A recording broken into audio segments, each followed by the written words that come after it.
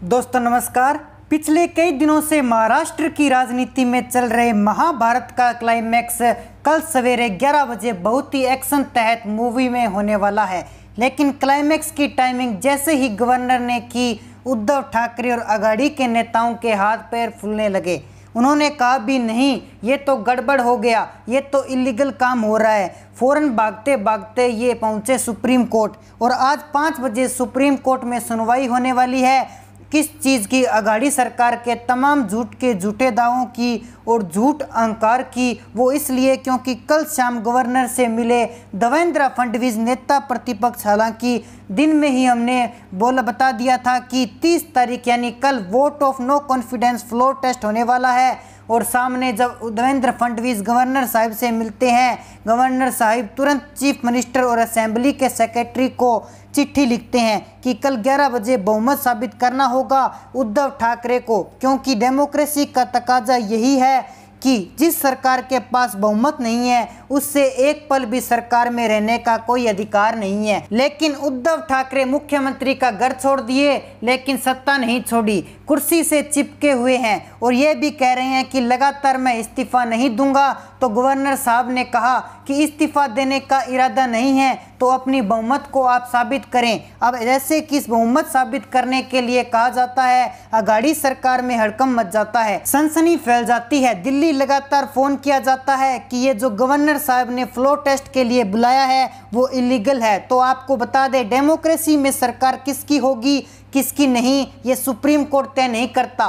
Final decision on the floor of the house. यही 5 दिन से 10 दिन से शरद पवार बोल रहे थे कि भाई फ्लोर के ऊपर ही तय होगा, किसके पास कितनी संख्या है, एकनाथ शिंदे कितने लेकर जा रहा है हमें नहीं मालूम और कौन उसके साथ है हमें नहीं मालूम। यही संजय राउत ये कह रहे थे कि 20-20 विधायक हमारे साथ हैं, इन विधायकों को जबरदस्ती किडनैप करके ले जाया गया है। खैर, भारतीय जनता पार्टी और शिंदे गुट में सरकार बनाने को लेकर मंथन शुरू हो चुका है, जिसमें सूत्रों से मिली जानकारी के मुताबिक ऑपरेशन लोटस के तहत शिवसेना के 40 और 9 अन्य बागी विधायकों के समर्थन से महाराष्ट्र में बीजेपी सरकार बनाती है तो भारतीय जनता पार्टी 29 मंत्री पद अपने पास रखेगी और शिंदे गुट के विधायक से 8 को कैबिनेट मंत्री और 5 को राज्य मंत्री का दर्जा मिल सकता है।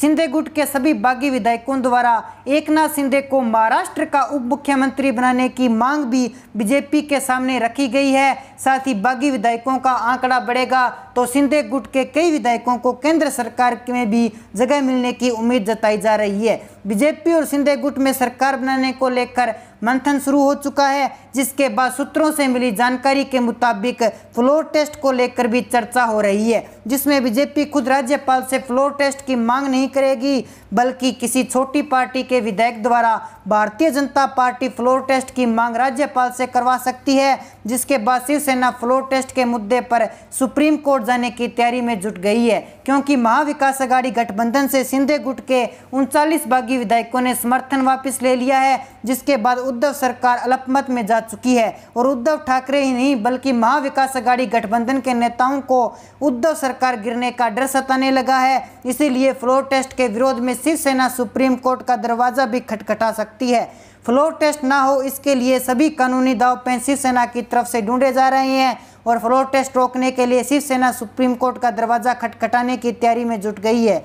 लेकिन भारतीय जनता पार्टी और शिंदे गुट के पर मंथन शुरू हो चुका है और विधायकों में बंटवारे पर चर्चा हो रही है, जिसमें 29 महत्वपूर्ण मंत्रालय बीजेपी अपने पास रख सकती है। शिंदे गुट को 8 कैबिनेट मंत्रालय सौंपे जा सकते हैं, जिसमें उप मुख्यमंत्री का पद भी शामिल है और 5 को राज्य मंत्री बनाया जा सकता है। बीजेपी नेता राय साहब दानवे के बयानों अनुसार अगले 2 दिन के भीतर भारतीय जनता पार्टी सरकार बनाने का दावा भी कर सकती है। तो दोस्तों, ऐसे में आपकी जो भी राय है आप हमारे कमेंट सेक्शन में जरूर बताएं। साथ ही हमारे चैनल को कर लीजिए सब्सक्राइब ताकि हमारे नए अपडेट्स आप तक पहुंच सके। जय हिंद, जय भारत।